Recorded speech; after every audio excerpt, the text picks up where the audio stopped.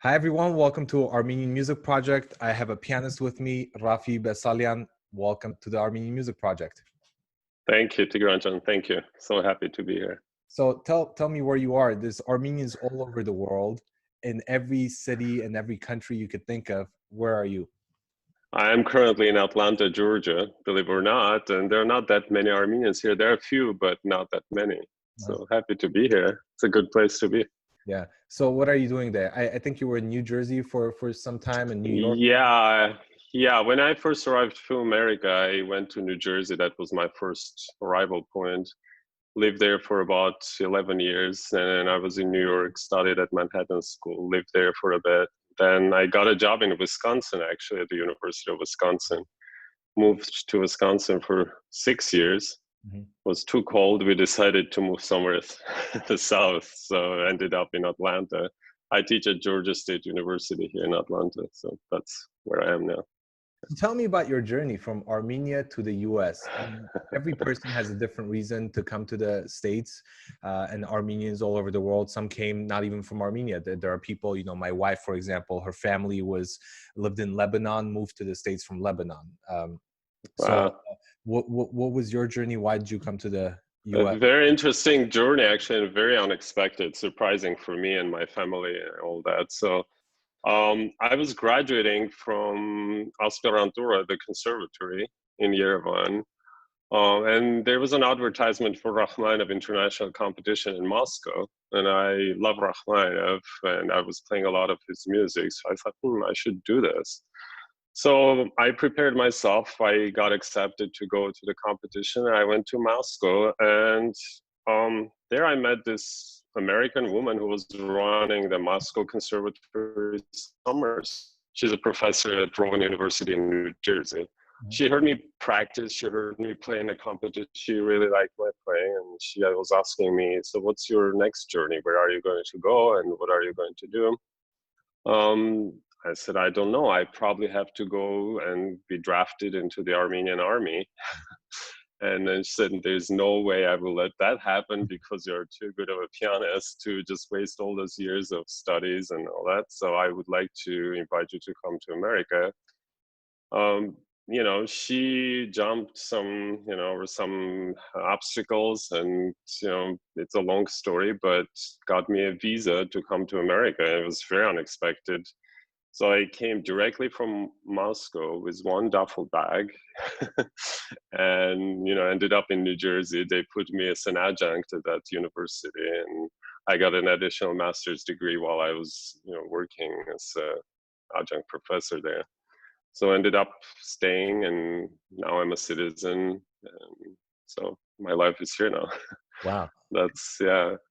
Reading about you, I know you've done some work with Armenia. Have you done concerts or collaborations with Armenian artists in Armenia ever since you came to the US?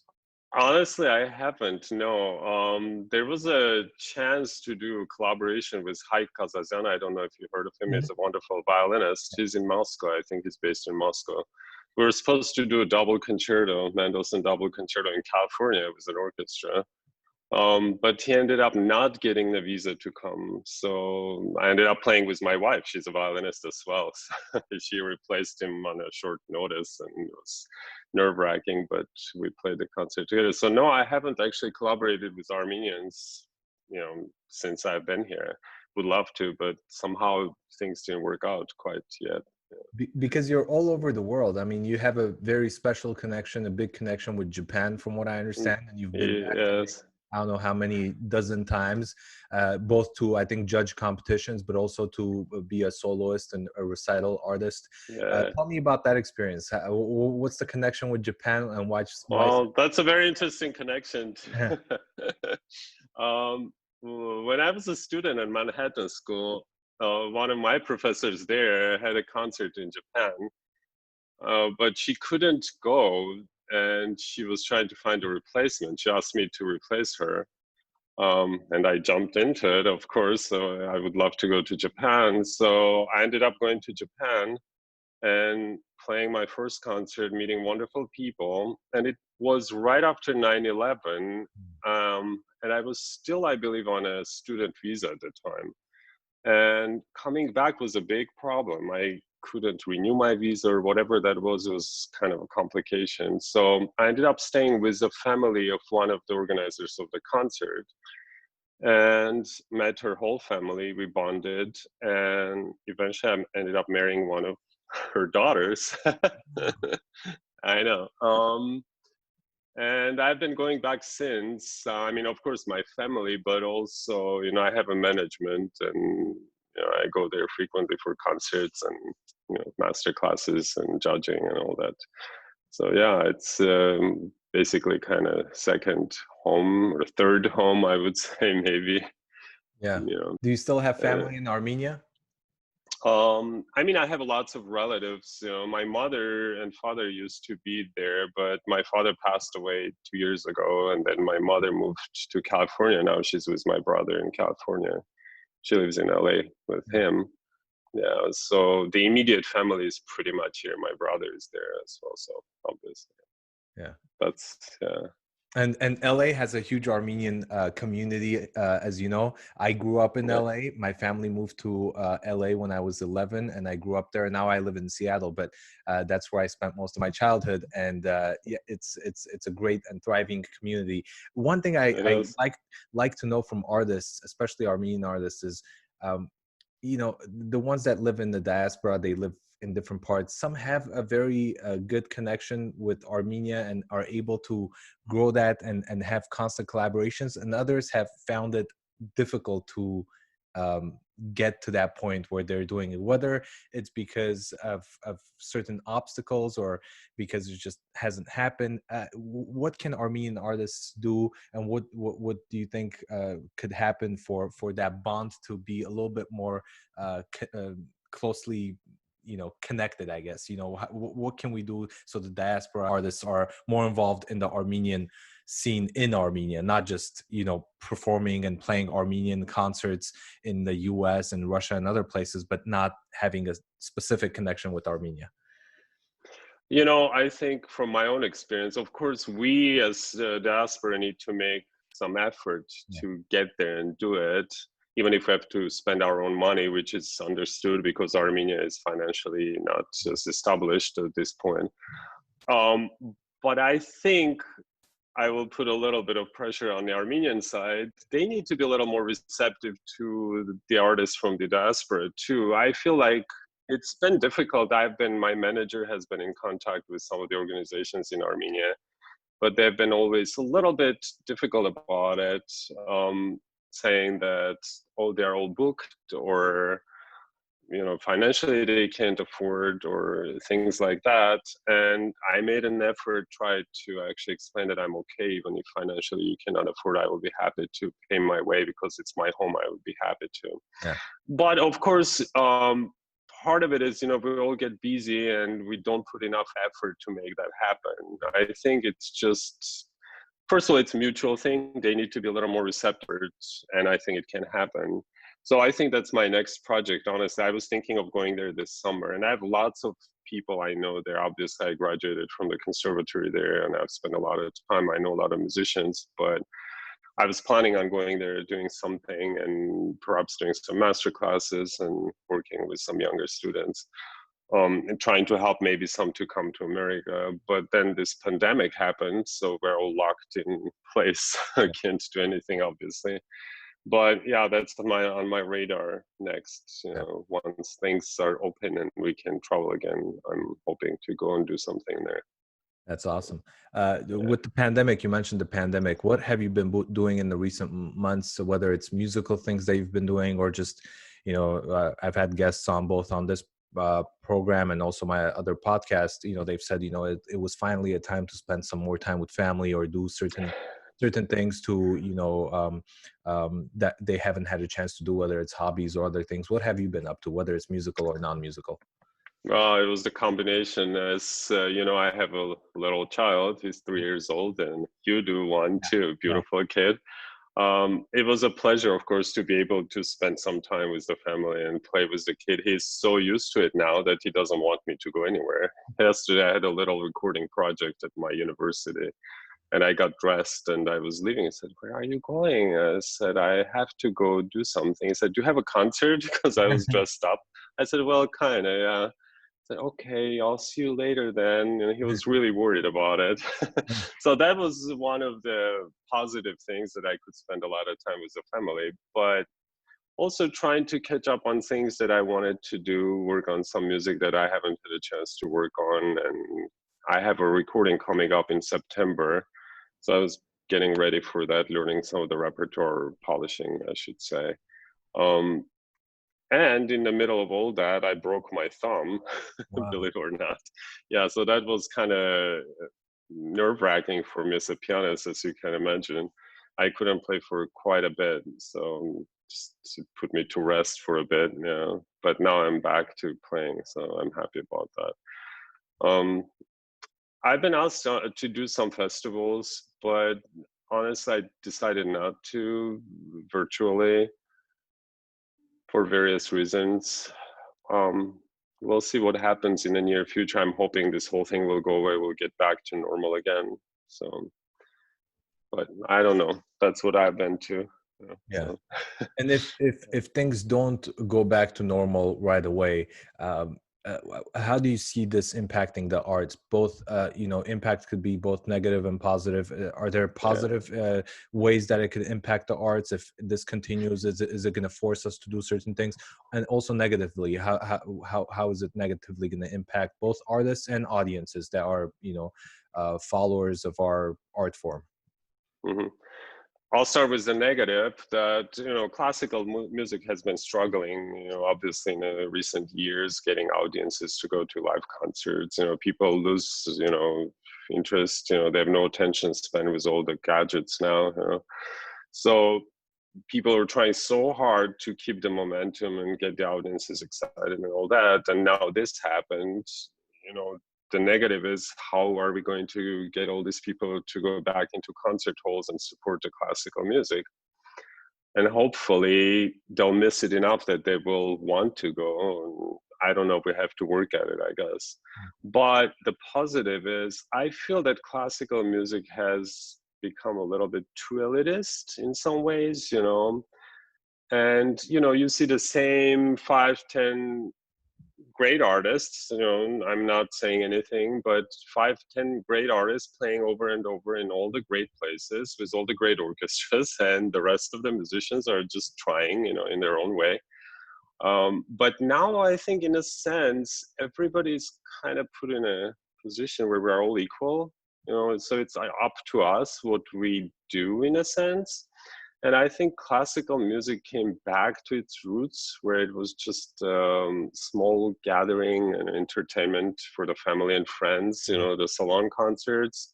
Now we're broadcasting from our living rooms and maybe having a few people, listening to us or whatever it is. I'm not talking personally about me, but generally, speaking of artists, what they do, famous or not, they all do pretty much the same thing at this point. So in a sense, it's good because it's very accessible. It's in your living room and people feel intimate and very comfortable. That's the positive of it. And I think more and more people will get adapted and adjusted to that and try to do, that. However, I hope and I wish that we can go back to normal and do things the way we've been doing. And I know you have a few recordings. What does it take to put a recording together? From starting to even program the album.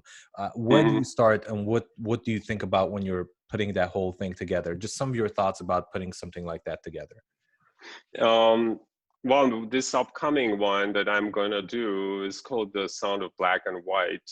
It's music of Aram Khachaturian and George Gershwin, some arrangements by Earl Wild, and music of Oscar Levant. So, who connects Gershwin and Khachaturian, because he did a lot of arrangements of Khachaturian, performed his music, and he admired him a lot, greatly. And then also he played Gershwin a lot. He was one of the champions of Gershwin's music. And so I'm doing this connection between these three through Oscar Levant, who was also a great actor. It was an interesting character. So that was my thought, because it started by just playing Gershwin, and I was doing some Khachaturian arrangements by Oscar Levant, and I thought, I wonder if he has some music, that he wrote. And then I discovered some. Then I made that connection. So it's kind of a cool project. I'm kind of looking forward to it very much. The other projects, I have a CD of mostly Rachmaninoff, its preludes, etudes, his variations, and music of Babajanyan. It's titled The Return. It's based on a painting that inspired Rachmaninoff. It was his inspiration for one of the preludes. He was longing for his land, always wanted to go back, and the nostalgia. And Babajanyan, of course, lived also abroad, abroad at the time it was in Moscow. However, he was not in Armenia. And his music is very nostalgic in that sense. But there's also the connection of, he's called Armenian Rachmaninoff. As a pianist, he was very similar, his temperament, and technically he was quite, brilliant, just like Rachmaninoff. So there was that connection I made, between Babajanyan and Rachmaninoff. I love and admire both. So that was another CD. And the other one was just one CD collection of works that I loved. It was a collection of works that I've played, throughout years, and I wanted to put them on a disc. And it's titled Dance Drama Decadence because there's a little bit of each. And that's how I came up with that one. So, it takes some thought and research and, also some heart, where your heart is in music, where your strengths are, all that. So it's not an easy process. Sorry. Yeah. No, that's great. I was going to jump and talk about a little bit about the education, because a lot of musicians like to say, oh, that's the Russian school, that's the American school, that's the French, or depending on what instrument you play, they'll, associate it with something. And, I've read some reviews about your playing, and, they associate your playing a lot with the Russian school, I guess, or they like to. You've had experience in both. You've done a lot of studies in Armenia, and also a lot of work here, both as a professor and as a student. What are some similarities in the approach to teaching music at the college level, and what are some big differences, maybe, if there are, that you've come across? The differences are that, of course, the Russian system, why it's so great, because there is actually a system, there's a system that starts from very early on. They have music schools, professional music schools, and lessons and classes are taught by highly educated professionals.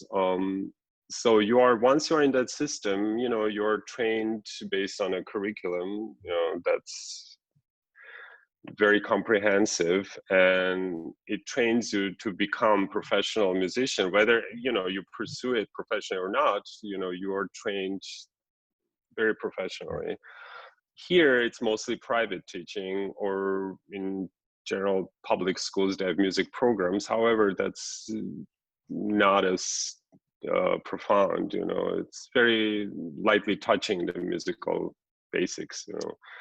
So you have to be lucky in America to have a very good private teacher from an early age that will prepare you for college, because there are no really music schools here. Now there are some private music schools, but again, whether they're really professional or not, that's a matter of luck, because they all call themselves music schools, but you never know what quality of education you will get, unlike the Russian school or the Soviet school that was in place. But the university, at the university level, pretty much you get, very decent students who are already prepared and have a good background, because you have auditions, entrance auditions, and you accept students that are, trained well enough to get into university. And then again, it depends who your teacher is, what kind of background they're coming from, that's what education you get. So I try to, educate my own students in a system, the way I was brought up, the way I was educated in that Soviet system, which is quite rigorous, honestly. And sometimes students don't like that, because I am very demanding, and, you need to practice a lot, obviously. And when I tell them when I was young, when I was a student, I practiced 6 hours or, 4 to 6 hours, sometimes even more. They're shocked. Oh my goodness, what are you talking about? That's impossible. Yeah, but that's how it is. It's just a very different world. And the times have changed too, honestly. Now things move so fast, because of the technology. And as I mentioned earlier, people lose attention span. They don't have any attention span these days because everything is just a flip and a click. Everything moves very fast. There's no patience for anything. People don't want to read a book. People don't, want to watch a movie. They just want to see the highlights very briefly. So that's tricky. But yeah, I think the difference between the Russian Soviet education and the American is that there is actually that system in place. There are professional music schools. From the early age, you go into that school and you step by step get ready for the conservatory. And then at the conservatory level, they polish you as an artist, and then they let you out. And then you're, on your own to become either a teacher or an accompanist or concert artist, whatever it is that you wish to pursue. So that's what I aspire to do with my own students here.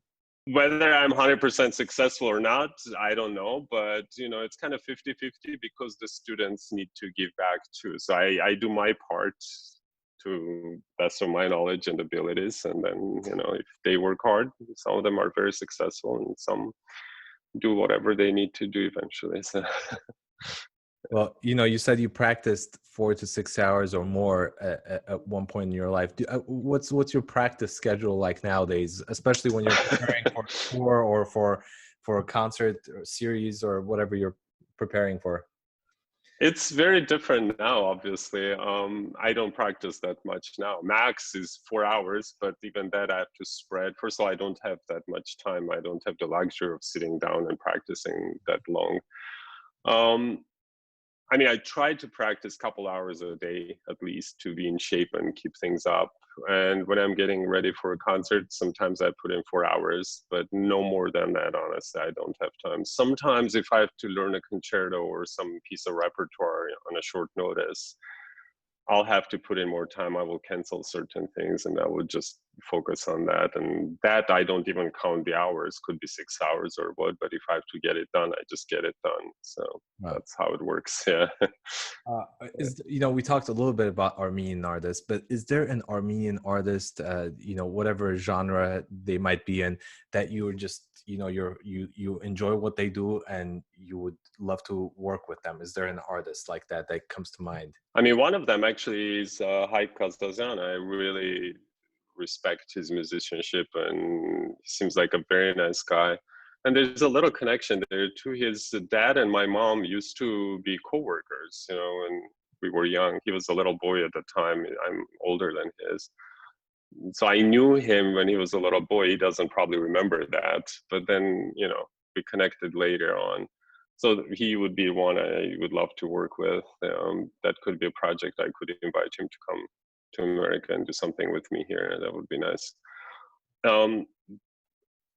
There's, I don't know, you might remember her too, pianist Svetlana Novosardyan in Yerevan. She's still in Yerevan, I believe. She's a fantastic pianist and a little bit underrated. I feel like you don't see her name, you don't see her playing much, but she's a first-rate, superb pianist. I would love to have some kind of interaction with her at some point. That would be wonderful.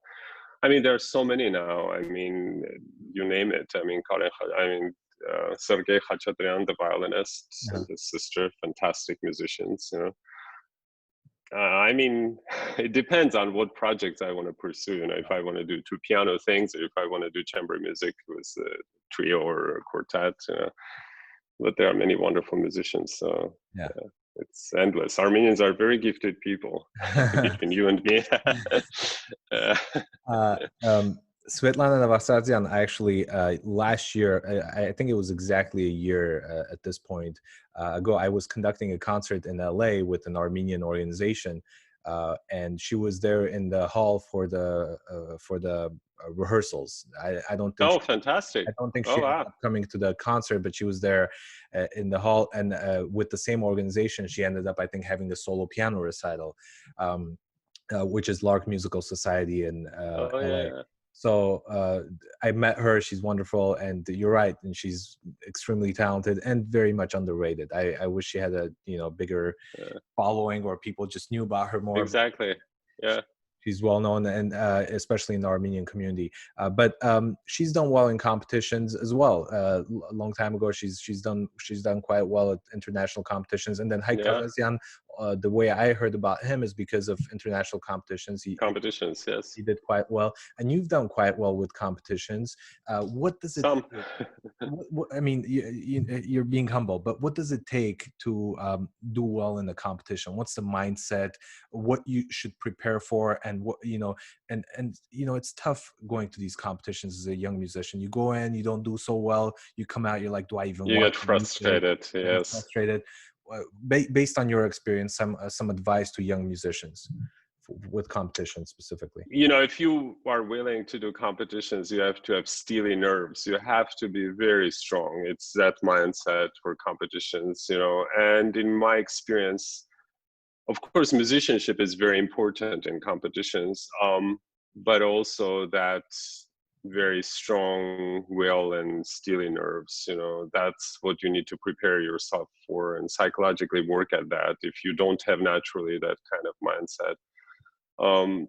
And of course, you need to be original to attract the attention, because there's so many wonderful musicians these days. The young kids play fantastically. They're all impeccable. But who stands out is someone who has personality, someone who has something to offer from deep inside. It's not just the playing that's good. So it's a combination, honestly. And then again, it's luck too. Depends who the judges are, what their tastes are, and what exactly they're looking for. And, I don't want to go very deeply inside the competition world, because sometimes it's very political too, as Mhm. you know. So that too. But again, just be yourself and need to be strong. Prepare yourself, that way. Um, I'm not a big fan of competitions, because it takes away from your natural musicianship. You're restricted to how much, you can do sometimes. And because of what I said, the pressure to be perfect in a competition takes away from that freedom of expression that's so essential for music. Yeah. And you said, young kids are even able to play technically at such a high level. But Hmm. as you mentioned, the musicianship aspect is so important. Otherwise, there's so many people that could play technically well. Hmm. But to bring something exciting to the audience, to bring your own thoughts and perspective on that particular piece, not just because you want to do it and you do something out of the ordinary, or you don't even follow what the composer wanted, but the piece so well that you are able to find in the piece something that you could bring to life, out of your experiences. Technical proficiency is very important. So you have to be technically at a very high level, but also your mind has to be at a high level to understand what the composer wants from this theme to that theme, Absolutely. to the transitions, and what you could Hmm. bring in those moments where the composer gives you the freedom to kind of bring your own little thing to the music. So it's tough, because you're right, there's so many people who are technically at such a high level, but sometimes the musicianship is. It's so interesting because, it reminds me of when you read a review or an article about a big artist, you don't really see the critic or the author writing, oh, the technique was good or it played perfectly. They talk about the musicianship. They Yeah, yeah. talk about what they offered, what it was, what the feeling of that concert or the recording was. They don't talk specifically, oh, technically it was great or clean or whatever. I mean, sometimes they will mention it, but I think that's the point. You need to achieve that level of technical fluency and comfort that it serves the music, the expression. So you are not only drawn to the technical aspect, because if the music is missing, then you are just watching or listening to the technical aspects, you know, and that's fascinating, of course, and that's a big achievement, but that's not enough. But this personally, for me, it's not enough, because music is not only that serves the purpose, you know, the technique serves the purpose. So Wow. yeah, that's a very good point, you know, you brought out. Yeah.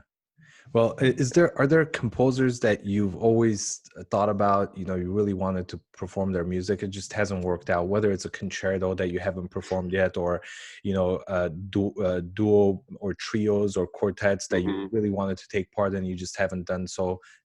Any that come to mind that you're willing to share? Yeah, there are a couple of concertos that actually, and they are mainstream repertoire, but I never had a chance. One of them is Prokofiev's second concerto. I always wanted to play, but never had a chance. You know, either the orchestra didn't want to do it, or I just didn't get a chance to do it. And the other one is the Brahms second concerto, the same way. You know, I played the first one, but not the second. So, you know, those are the two particular ones that stick out. You know, as I always dreamed, particularly Prokofiev's second concerto. That's something I dreamed to play, but didn't have a chance yet. So hopefully one day. Yeah. So maybe with you. Yeah, that'll be awesome. One day. Hey, Yeah. one thing that I love asking artists is what they're doing outside of music. Any hobby?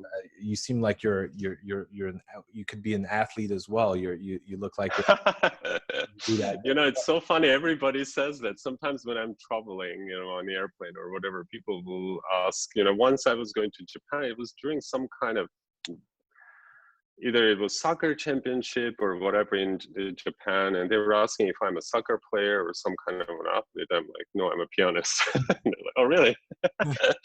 Honestly, I'm not that athletic. You know, I sometimes, you know, try to keep up, you know, work out at home or whatever, but I'm not an athlete by any means, you know. No, I like to play here and there with, you know, yeah, some games or whatever, but not really. I'm a really, really piano nerd. You'll be surprised. Yeah. In particular, classical piano nerd. I just love, you know, piano. Yeah. I listen to a lot of music, a lot of musicians, and I follow a lot of things. I like fashion, believe it or not. It's something aesthetically appealing to me. And I think it's also very much connected to what I'm doing.